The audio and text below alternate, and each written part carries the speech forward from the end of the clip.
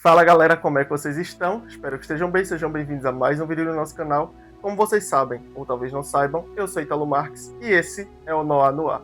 E hoje eu venho falar sobre o terceiro capítulo de uma franquia de filmes que só se tornou possível pelo sucesso do filme original, que conquistou público e crítica e teve seus direitos comprados por um poderoso serviço de streaming que resolveu transformar aquele universo em uma franquia que se prova cada vez mais rentável.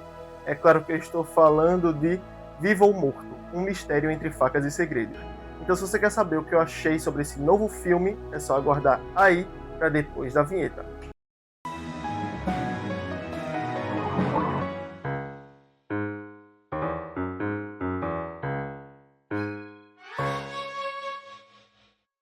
Bom, antes da gente começar, vocês sabem que eu tenho que vir aqui e pedir para vocês darem like no vídeo, se inscreverem no canal, ativar o sininho para não perder nenhuma das próximas notificações aqui do Noah, comentar, compartilhar, faça parte de vocês aí, que a gente faz a parte da gente aqui para entregar conteúdo para vocês. Não vai custar nada para vocês, vai ajudar bastante a gente e desde já a gente agradece demais. Jabá feito, bora pro tema. Nesse novo capítulo da franquia Entre Facas e Segredos, nós vamos conhecer o padre Jude Duplancy. Ele é um ex-lutador que se tornou padre, mas tem questões do passado que ainda atormentam ele por conta de uma coisa que aconteceu durante uma das lutas dele ali e que gera nele muita culpa. E ele tem os problemas de raiva que ele não consegue controlar muito bem e por conta disso ele se insere ali numa situação com outro colega religioso, o que leva ele a se apresentar diante de um conselho de cardeais por conta desse comportamento violento que ele teve nessa situação. E os cardeais acabam decidindo enviar ele para auxiliar outro padre em Chimney Rock, uma paróquia de uma cidade pequena. E já é dito para ele que esse padre é uma pessoa difícil de lidar. E quando Jude chega nessa cidade e conhece esse padre, ele percebe que se trata do Monsenhor Jefferson Wicks, alguém extremamente errático, com comportamentos questionáveis, ideais igualmente questionáveis, sermões nada ortodoxos no qual ele incute as próprias ideias nos fiéis, o que leva ele a ter ali um grupo bem fiel de seguidores naquela paróquia, porque geralmente as pessoas que frequentam a igreja, que assistem à missa e ouvem os sermões deles são as mesmas pessoas.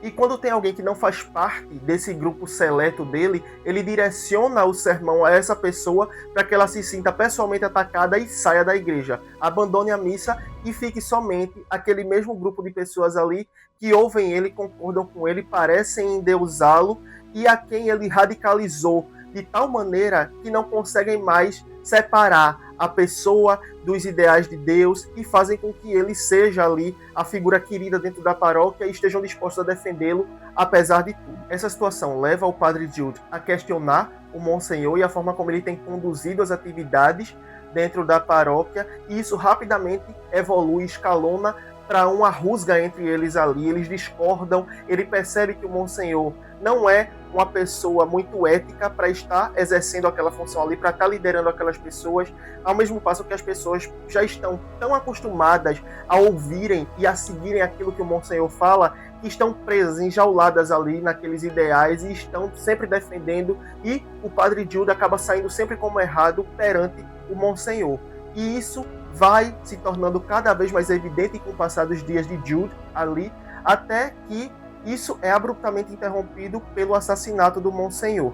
E a partir daí nós temos um crime do qual a culpa recai sobre o padre Jude por ser a pessoa que estava ali claramente em divergência com o Monsenhor. Esse assassinato acontece em circunstâncias muito complexas, tão complexas que resultam numa investigação quase impossível de concluir, e um crime quase impossível de solucionar. E é aí que o personagem com o qual todos nós já estamos familiarizados vai entrar. Benoit Blanc está envolvido no caso para investigar, solucionar e descobrir quem foi o verdadeiro assassino do Monsenhor. Como já era de se esperar, esse novo filme da franquia estabelece mais uma vez o clássico cenário do quem matou, apresenta vários suspeitos, conduz uma investigação ali de uma clássica história de detetive, com segredos sendo revelados, reviravoltas a cada momento ali para tornar aquele cenário ainda mais complexo e surpreender o público no final. Então todos os elementos inerentes a esse tipo de história estão presentes aqui, com a adição de alguns discursos e questionamentos mais complexos do que os que a gente viu nos filmes anteriores.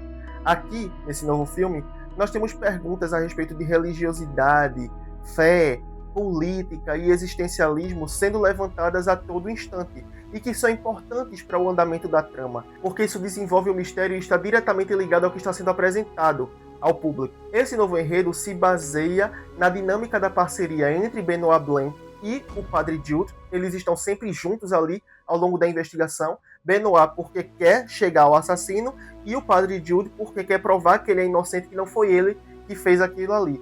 Ainda que no meio do caminho hajam alguns percalços aqui, porque o próprio Padre Jude tem ali algumas questões com as quais ele precisa lidar, em questão dele mesmo, em questão do envolvimento dele em todo esse cenário aqui, dos sentimentos que ele nutria ali, que ele sabia que não eram saudáveis, o que faz com que ele sinta culpa pelo fato de tudo que aconteceu ali, ainda que ele jure que não foi ele que fez nada daquilo. Então a gente tem toda essa complexidade do personagem sendo explorada dentro dessa dualidade nos diálogos que ele tem com o próprio Benoit, onde eles se conhecem mais, onde ele entende mais aquele cenário ali e ajuda Benoit também a entender o que de fato está acontecendo dentro daquele lugar. O mistério apresentado nesse novo filme é, para mim, o mais complicado da franquia, porque ele apresenta um cenário, apresenta os personagens, faz com que a gente acredite na índole que é apresentada inicialmente e depois vai desenvolvendo mais ali aquelas pessoas a ponto de você entender que elas não são exatamente aquilo que a gente viu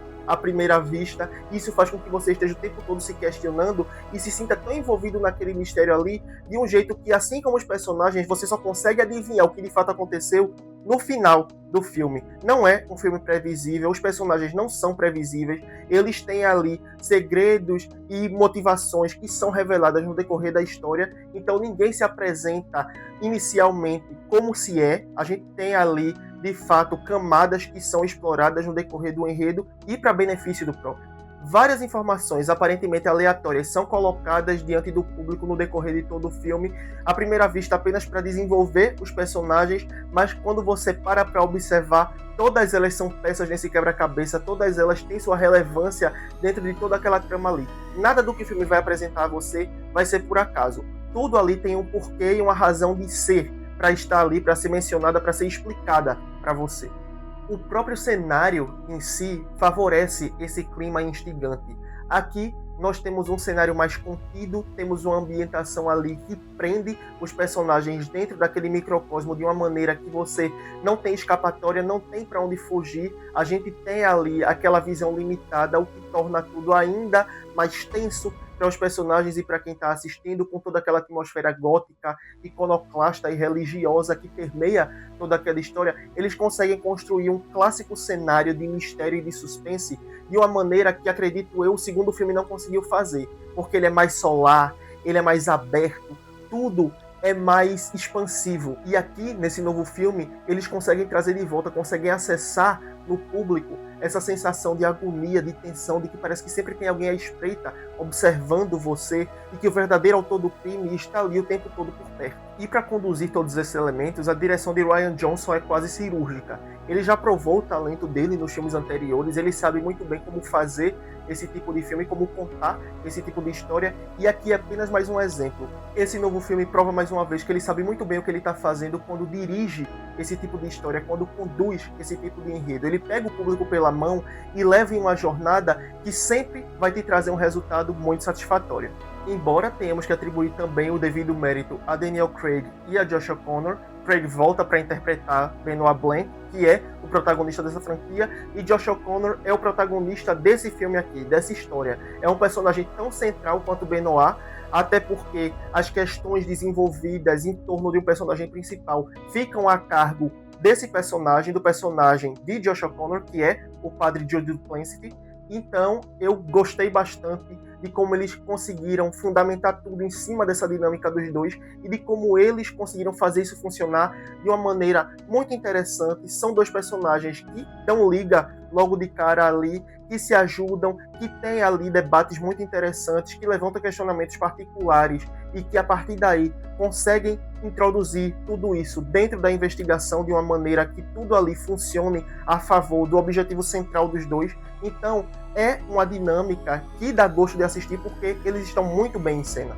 Outros grandes destaques para mim desse filme são Josh Brolin, que interpreta o Monsenhor Jefferson Weeks, E apesar do pouco tempo de tela ali para desenvolver o personagem, a gente tem uma interpretação muito boa de Brolin nesse personagem. Ele traz ao público alguém extremamente misterioso, que não mostra a que veio logo de cara, sempre tem algo a ser descoberto sobre ele, a postura dele é sempre capaz de deixar todo mundo tenso, você não sabe o que ele vai fazer a seguir, qual vai ser a próxima atitude dele, e isso faz com que o personagem seja extremamente interessante e igualmente complexo de interpretar, e ele consegue trazer isso muito bem.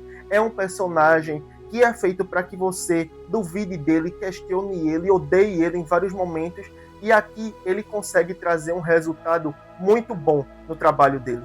E o outro destaque, obviamente, fica a cargo de Glenn Close, que já era de se esperar que o trabalho dela fosse brilhantemente feito, porque ela é uma grande atriz, e aqui ela dá vida a Martha Delacroix, que é a participante mais fervorosa ali daquela paróquia. Ela está sempre ajudando o Monsenhor, ela desempenha várias funções ali dentro daquela comunidade religiosa. Então a gente tem um desenvolvimento muito bom dessa personagem aqui. É uma personagem que tem um passado, que é bem explorado nesse filme aqui também, que é quase tão protagonista quanto o Benoit e o Padre Jude. É uma figura central ali dentro, e ela é muito magnética em cena. Você sempre vai atrair sua atenção para ela quando ela aparece ali, porque esse é o resultado de um trabalho bem feito. E é claro, para completar o elenco, nós temos Jeremy Renner, Kerry Washington, Darren McCormack, Andrew Scott, Mila Kunis, Cailee Spaeny e Thomas Hayden Church. Porém, esses personagens ficam mais como um background ali. Eu sinto que esse filme, apesar de ter todos esses pontos positivos que eu já citei aqui, ele não consegue desenvolver tão bem os coadjuvantes quanto os outros conseguiram. Aqui a gente tem personagens que são apresentados, tem ali motivações, tem ali seu tempo de aparecer, mas eles ficam muito limitados às informações que o enredo precisa que eles passem para o público. Eles não vão para além disso, eles não expandem, não furam essa bolha. Então isso faz com que eu sinta que a interpretação deles ficou de fato presa àquilo ali que o enredo precisava que eles fizessem e nada além disso. Isso faz com que a gente sinta que eles poderiam ter sido mais, poderiam ter apresentado mais. Até porque é um elenco muito forte, é recheado de talento. A gente sabe que todos os atores que compõem esse elenco principal são bons no que fazem, eles são competentes, então eles poderiam ter entregado mais. Porém, o filme não permite a eles, não dá oportunidade que eles façam isso. Mas do ponto de vista narrativo, dá para entender o porquê deles terem feito isso. Afinal de contas, o ritmo do enredo precisa ser mantido, a narrativa precisa fluir de uma maneira que não canse o público, e já é um filme muito longo, ele tem quase 2 horas e meia de duração, então eles conseguiram conduzir esse enredo de uma maneira cirúrgica, justamente porque eles souberam aparar as arestas para garantir que tudo que é colocado ali tem uma razão, tem um porquê e vai ser útil para o desenvolvimento da história e daquele mistério. Então, por essa razão, acredito eu, esses personagens não tiveram tanto espaço, tanto tempo de tela para serem desenvolvidos, para garantir que o público ia de fato se sentir engajado com o filme do início ao fim sem perder o interesse. E isso eu posso garantir que eles conseguiram fazer. Então é isso, galera. Essa foi minha opinião sobre Vivo ou Morto. Eu espero que vocês tenham gostado. Se vocês gostaram, não esqueçam de dar like no vídeo e se inscrever no canal, ativar o sininho para não perder nenhuma das próximas notificações aqui do Noir, comentar, compartilhar. Manda esse vídeo aí pra galera que curte a gente traz aqui os debates que a gente levanta, mas que ainda não sabe que a gente existe. Não pede pra pessoa se inscrever, não. Deixa ela vir, ter a própria experiência, e aí ela decide se inscreve ou não. Não vai custar nada pra vocês, vai ajudar bastante a gente, e desde já a gente agradece demais. Se você é novato, vai ter mais vídeos linkados aqui no card pra você conhecer mais sobre o nosso trabalho aqui no Noir. Se você é veterano, te agradeço por ter visto esse vídeo até aqui. Aguardo todos vocês na próxima, sendo novatos ou veteranos, e até lá, tchau!